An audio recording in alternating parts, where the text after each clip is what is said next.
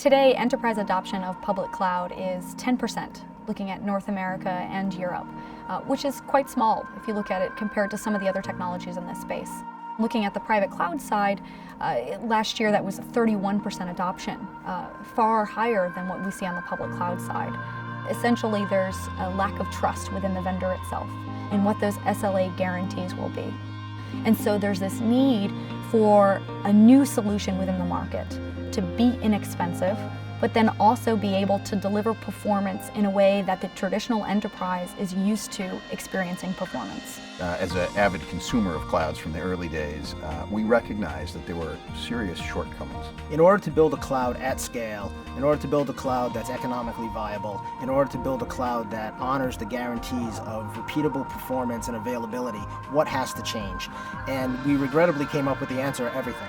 The challenge we had, though, is by changing the fundamentals of the cloud, we actually had to change the architecture. We realized that we couldn't get the technology that we needed off the shelf. John was telling me about this fabric-based computing thing that he'd been introduced to, but then when we met the guys from Seamciro, now AMD, we realized that they are on a mission to change the world as well. They are on a mission to bring green computing, ubiquitous computing, data center in a box. The compute infrastructure that we have built is profoundly different. What we did, particularly with our fabric, which allows us to link together thousands of cores in a single system, not only does this cloud achieve best-in-class performance, it gave us a foundation to guarantee predictable performance, not just at compute, not just at networking, but also to storage, because we trusted Verizon. We exposed key elements of our underlying IP and our hardware. They were able to integrate at a fundamental level. And the result is the systems behave as if there was one vision. And that is at the underlying essence of the advantage. We've built it in such a way that allows for flexibility, scale, and elasticity while still honoring the performance, security, and availability commitments we've made. Thus far, we've filed and submitted 30 patents. We rebuilt everything from the fundamental levels of how the storage stack needs to perform, what does storage scale mean, what does I/O performance mean, and how would you achieve it in a fabric-based world. We're doing things that none of their other customers do, and we couldn't have done it without them.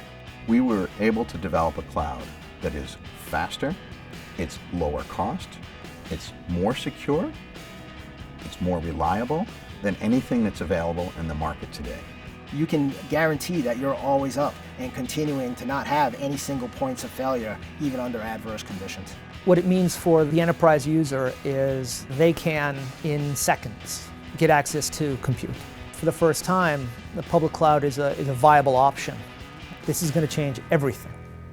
People always ask the question, who's your target market? And it sounds unsophisticated to say, we built this for everyone.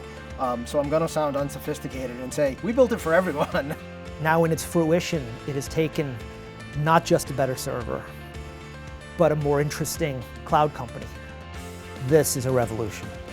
Most people don't quite get yet that we've actually just changed everything.